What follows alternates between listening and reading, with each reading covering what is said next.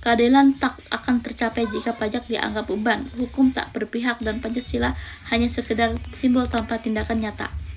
Keadilan sosial merupakan pilar penting dalam sila kelima Pancasila yang menegaskan pentingnya kesetaraan dan kesejahteraan bagi seluruh rakyat Indonesia. Namun, cita-cita ini tidak akan terwujud tanpa adanya kesadaran kolektif terhadap hukum dan kewajiban warga negara.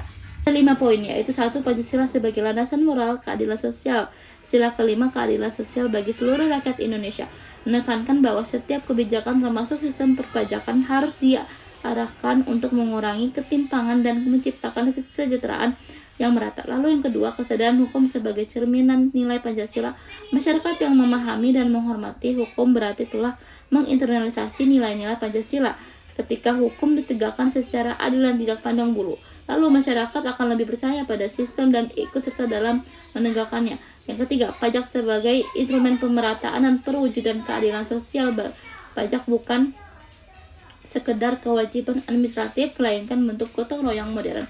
Uang pajak yang dikumpulkan digunakan untuk membiayai pendidikan, kesehatan, infrastruktur, dan bantuan sosial wujud nyata keadilan sosial dalam praktik. Yang keempat, kepatuhan pajak mencerminkan nasionalisme aktif warga negara yang taat membayar pajak sejatinya sedang menjalankan nilai nasionalisme dan tanggung jawab sosial, bukan karena takut sanksi tetapi juga karena akan sadar peran aktif dalam membangun bangsa. Lalu yang kelima, pentingnya edukasi nilai Pancasila dalam sistem hukum dan perpajakan. Pendidikan karakter berlandaskan Pancasila perlu diperkuat sejak dini agar hukum dan kewajiban seperti membayar pajak tidak hanya dipahami secara formal tapi juga ditanamkan sebagai bagian dari etika hidup berbangsa.